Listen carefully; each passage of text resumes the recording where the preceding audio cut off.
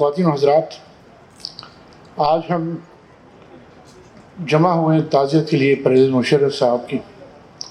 मैं समझता हूँ कि इनके इंतकाल पे पूरा पाकिस्तान, मोस्ट ऑफ देम, वाकई रोया है, क्योंकि वो एक ऐसा लीडर था, वो एक ऐसा जनरल था जिसने हमको सर उठाकर चलने की राह दिखाई। मुझे याद है वो दिन जब पाकिस्तान पे बड़ा प्रेशर था और ख्याल यह था कि पाकिस्तान की और हिंदुस्तान की जंग जो है वो बिल्कुल किनारे पे खड़ी है और शायद किसी वक्त भी हो जाए। उसकी डिप्लोमेसी को मैं शाबाश देता हूँ कि वो क्रिकेट का मैच था एक पाकिस्तान इंडिया का, and he went to India और सारी चीज़ों को उन्होंने वहाँ कूल डाउन किया। मैं ख़ास तौर पे जिक्र करूँगा, मेरी मुशर्रफ साहब से काफ़ी मुलाकातें हुई और हमारे गवर्नर थे डॉक्टर इशरत अली इबाद साहब, उनके साथ भी मैं काफ़ी दफ़ा बैठा और मैं यहाँ बैठे हुए बड़ी खुशी महसूस करता हूँ कि उन्होंने इस शहर के लिए, इस शहर कराची के लिए बड़ा कीमत थे, बड़ा इंटरेस्ट लिया।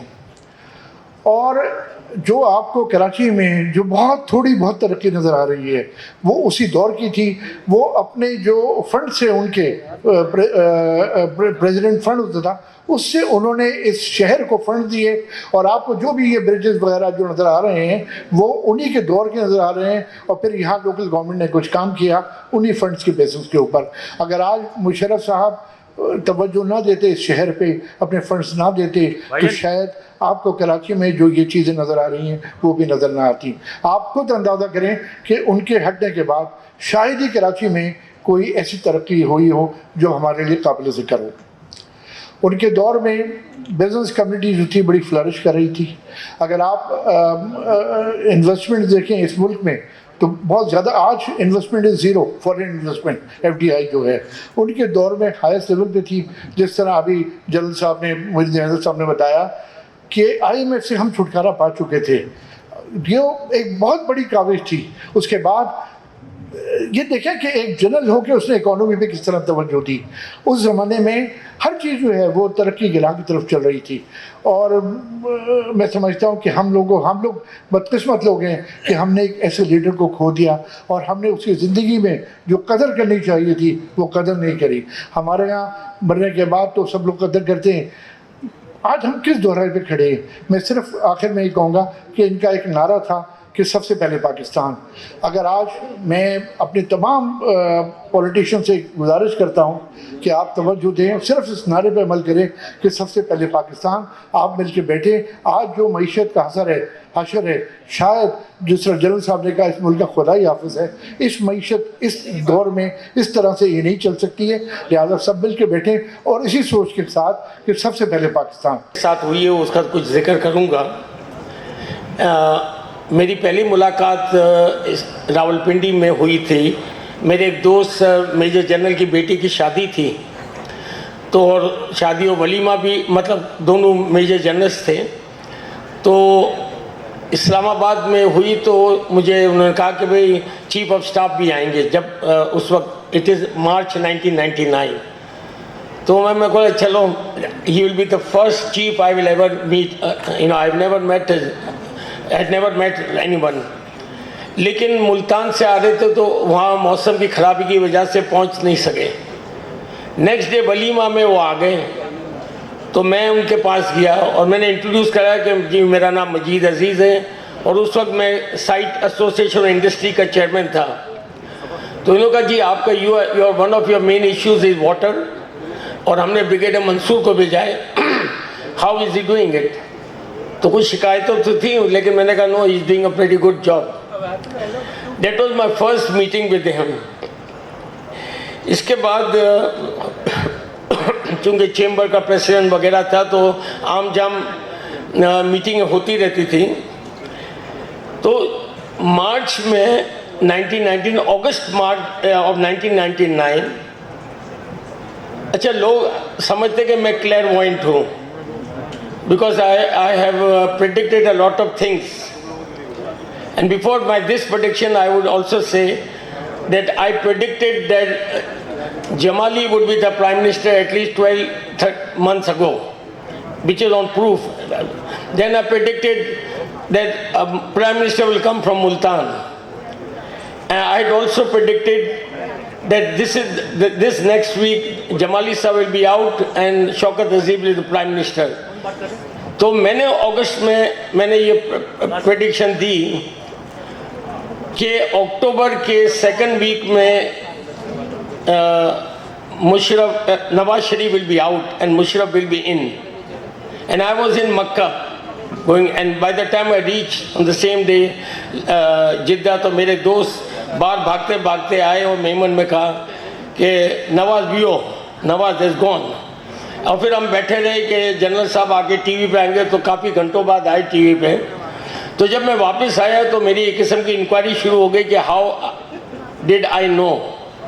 मैं तो जी एक मेमन बिजनेसमैन हूँ, मेरा तो ना फौजियों से ताल्लुक़ है, बस सलाम दुआ है। But I have this thing that came into my mind. तो ये मेरी एक प्रेडिक्शन थी। देन व्हेन ही वाज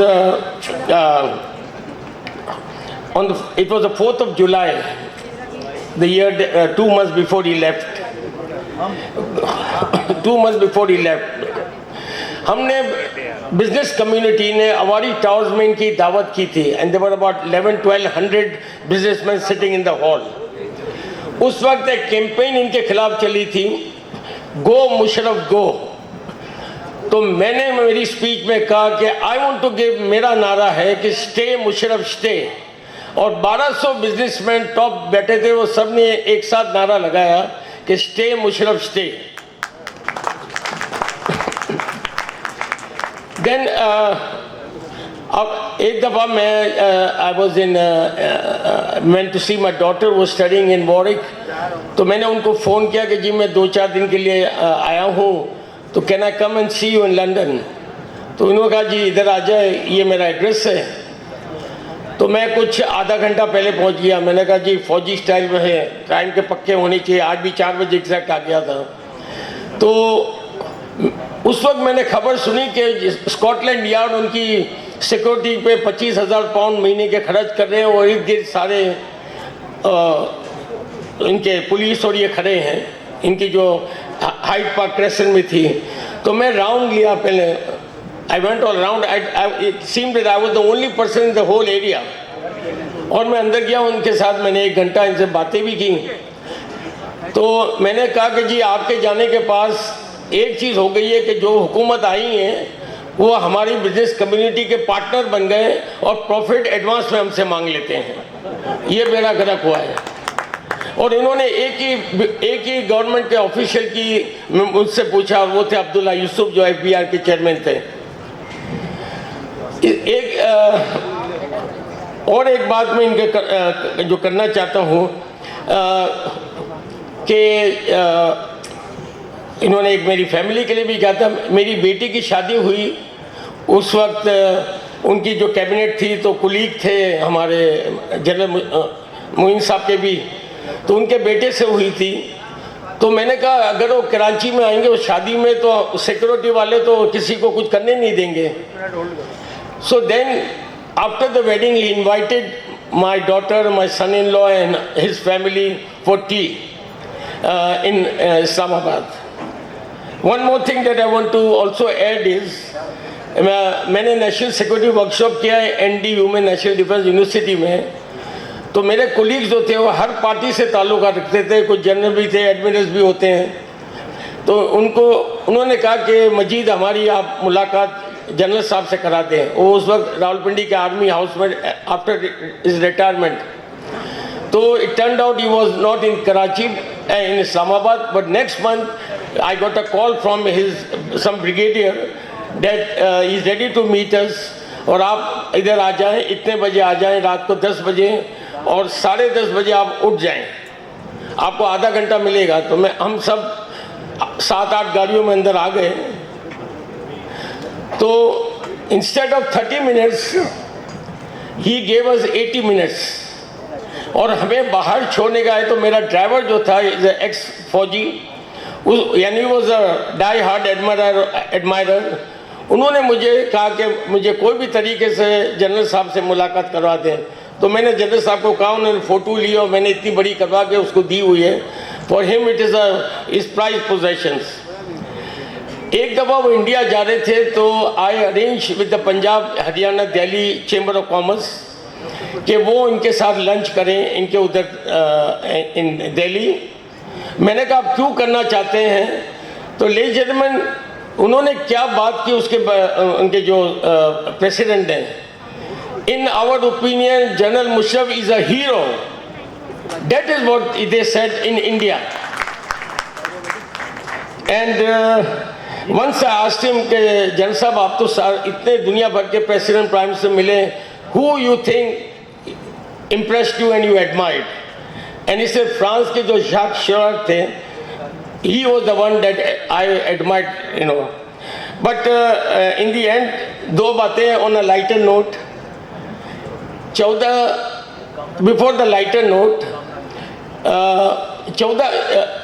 अगस्त को 13 अगस्त की रात को इनके यहाँ प्रोग्राम होता था गवर्नर प्रेसिडेंट हाउस में। तो 1 second 30 seconds when we were leaving, so he was standing there and bidding all of us goodbye.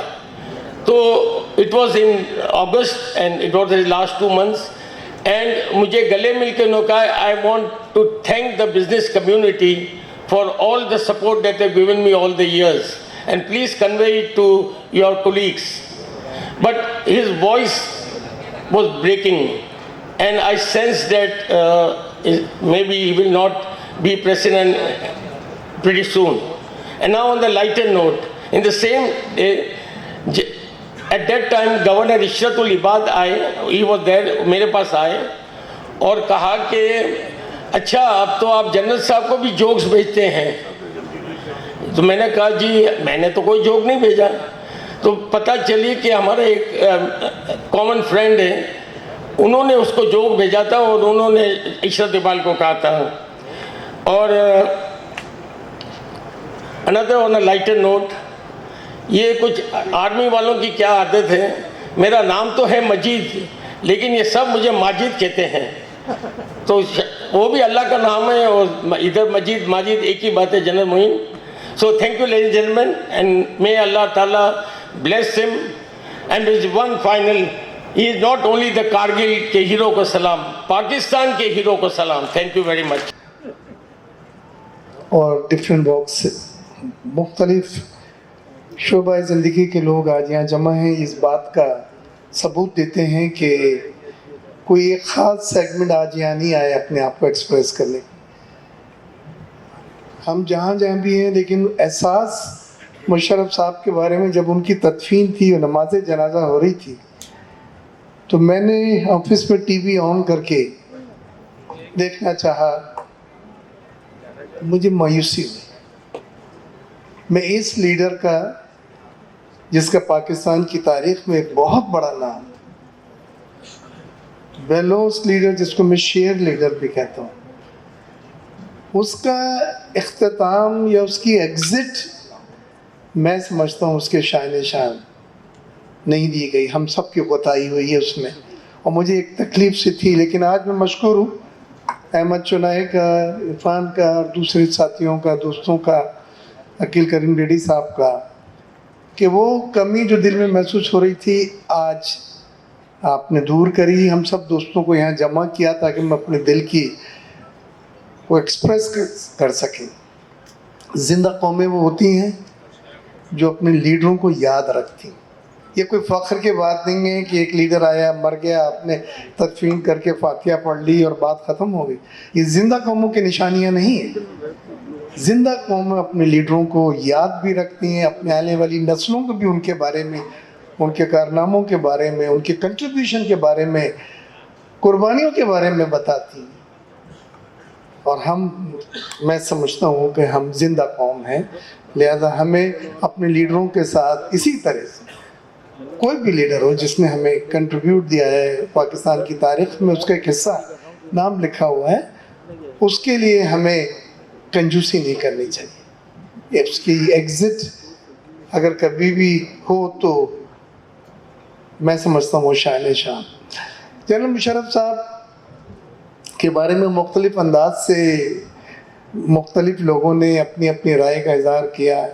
Mohiuddin Haider साहब का तो मुझे पता है कि वो अक्सर जब भी घर पे आते हैं हमारे कुछ तो बात निकलती है, तो मुशर्रफ साहब के बारे में बड़ा जिक्र और बड़ी बातें बतलाते हैं। इकोनॉमिकली क्योंकि मेरा ज़्यादातर ताल्लुक उसी चीज़ के और उस पर मैं बोलता आया हूँ, मैं 2-3 बातें कह के बात ख़त्म करूँगा। वो एक फ़ौजी था। शुरू में जब वो फिगरें बतलाते थे तो कंफ्यूज से हो जाते थे। वो बाद में उन्होंने शौकत अजीज़ साहब वगैरह से कुछ बातचीत करके कुछ ऐसा मैकेनिज़्म, इतनी प्रैक्टिस या जहानत या उनकी IQ ज़्यादा थी ग्रिप करने की, पकड़ने की बात को, जितना अच्छा 1 साल बाद फिगर वर्क उनका था, जो वो कोट करते थे GDP, remittances, export, import, reserves, जैसे कोई इकोनॉमिस्ट बात कर रहे हैं। He was above average. फौजी कमांडर तो थे ही ना, फौजी कमांडर तो ऐसा नहीं बनता। पार एक्सलेंस इज मिनिमम रिक्वायरमेंट। तो उन्होंने जब फिर वो बातें हमारे साथ करते थे बैठ के, तो एक एक फिगर सो प्रिसाइज वो देते थे। चलें, ये तो कोई इतनी बड़ी बात नहीं थी। बात बड़ी यह है कि पाकिस्तान की तारीख में लार्ज स्केल मैन्युफैक्चरिंग, बड़े दर्जे की सनतों की जो ग्रोथ है वो 3%, 4%, 5% से कभी ज़्यादा नहीं बढ़ी। ये एक फिगर इसलिए है कि मुझे याद रहेगी, क्योंकि इतनी ज़्यादा रिकॉर्ड ग्रोथ बड़े दर्जे की सनतों में हुई नहीं और ना हो सकती। 20% growth LSM large scale manufacturing में मुशर्रफ साहब के वक्त में हुई। मैं ऑन रिकॉर्ड कह रहा हूँ, ये वेरीफाइबल फिगर है जो मैं आपसे शेयर कर रहा हूँ, 20%। दूसरी बड़ी चीज़ जो मुझे याद है, मैं नहीं भुला सकता, तो आज का हिस्सा बन जाएगी, वो फॉरेन इन्वेस्टमेंट की हमने बड़ी कोशिश की। CPEC भी हमने मुआहदे साइन किए, गेम चेंजर की भी बातें सुनने में आई, ग्वादर पोर्ट से भी मंसूबों को लिंक किया गया। लेकिन मुशर्रफ साहब के वक्त में, उससे पहले जो इन्वेस्टमेंट होता था हमारा $1 बिलियन, $1.2 बिलियन के आसपास, $1.5 बिलियन हो गया पिछले 10-15 सालों में। मुशर्रफ साहब के वक्त में टेक्सटाइल सेक्टर में $6 बिलियन सिर्फ एक सेक्टर में इन्वेस्टमेंट हुआ था। इन्वेस्टमेंट जब आदमी बिजनेस कम्युनिटी करता है तो उसे आगे उम्मीद नज़र आ रही होती है, मुझे आगे अच्छी माशी हालात नज़र आ रहे होते हैं, उसे आगे रुपया मुस्तहकम नज़र आ रहा होता है, उसे आगे ग्रोथ, रेमिटेंसेस और तमाम माशी इशारे जिनको कहते हैं इकोनॉमिक इंडिकेटर्स अच्छे नज़र आ रहे। तो जब भी तो वो जेब की जमा पूंजी निकाल के डालता है $6 बिलियन की टेक्सटाइल सनत में। और वहाँ से फिर मैं एक वो भी दिन था याद मुझे कि जब एक इनविटेशन मुशर्रफ साहब का तारिक इकराम साहब के नाम से आया और पोर्ट कासिम में $10 बिलियन एक्सपोर्ट अचीव करने पे आखिरी कंटेनर जहाज में लोड किया जा रहा था। तो एक रस्म अदा की गई, एक सेरेमनी थी, उसमें पूरे पाकिस्तान के जो बड़े बिजनेसमैन, चैम्बर, फेडरेशन के लोग सबको बुलाया था और वो कंटेनर रखा गया जब शिप पे मुशर्रफ साहब के हाथों। तो हमारी एक्सपोर्ट 10 बिलियन और फिर से ऊपर जो गई, तो वो पहला माइलस्टोन था। तारिक इकराम साहब ने ये जो सेरेमनी की थी, अगर वो यहाँ बैठे हैं तो वो मुझे एंडोर्स करेंगे, मैं भी उसमें शरीक था तारिक भाई। तो ऐसे अजीम लीडर के बारे में अपने एहसासात को एक्सप्रेस करना, अपने ख्यालात का इज़हार करना, अपनी फीलिंग शेयर करने में खुदारा कंजूस ना करें। मैं यही मुशर्रफ साहब को और उनकी फैमिली को यकीन दिलाना चाहता हूँ आज के इस कंडोलेंस रेफरेंस से कि बिज़नेस कम्युनिटी उनके एहसानों को मानती है और बहुत एहतराम की निगाह से उनको देखती है। और हमारी दुआ है कि अल्लाह ताला उनको जन्नत फिरदौस में वो मुकाम दे जो उनका हक भी है और उनका मनसब भी है। बहुत शुक्रिया। चैनल थिंक टीवी HD को सब्सक्राइब ज़रूर कर लें और बेल आइकन का बटन दबाएं ताकि हमारी नई आने वाली वीडियोस पर वक्त आप तक पहुंच सकें। शुक्रिया।